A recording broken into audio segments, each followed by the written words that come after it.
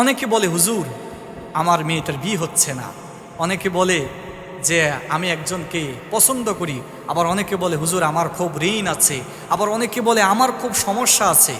এক কথায় সকল সমস্যার সমাধান একটি আমলে ইনশাআল্লাহ। সকল যত প্রকারের সমস্যা আছে, আপনি চাকরি পাচ্ছেন না, আপনার চাকরির জন্য আপনি হতাশা হয়ে যাচ্ছেন, এই একটি আমল করুন। এটা পরীক্ষিত আমল, অনেকেই করে এটা ফল পেয়েছে ইনশাআল্লাহ।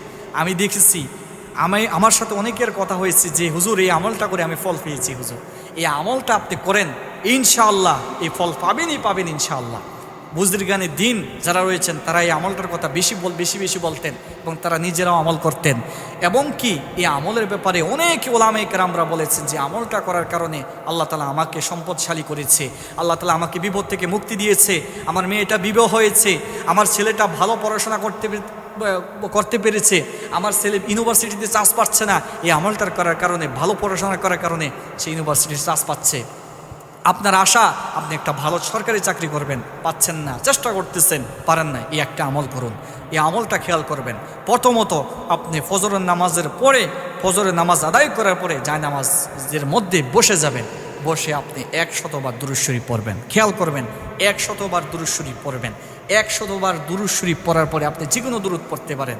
তারপরে পড়বেন 499 বার। খেয়াল করবেন 499 বার পড়বেন লা হাওলা ওয়ালা কুওয়াতা ইল্লা বিল্লাহ, লা হাওলা ওয়ালা কুওয়াতা ইল্লা বিল্লাহ, লা হাওলা ওয়ালা কুওয়াতা ইল্লা বিল্লাহ। 499 বার পড়বেন।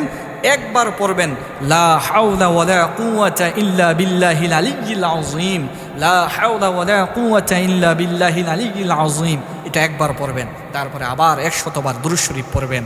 100 বার দুরূদ শরীফ পড়ার পরে রব্বুল আলামিনের কাছে আপনি 2 হাত তুলে দিবেন, যা চাইবেন এক কথায় সকল সমস্যার সমাধান করবে। এই আমলে আমাদের সকলকে এই আমলটুকু করার তৌফিক দান করো, আমিন।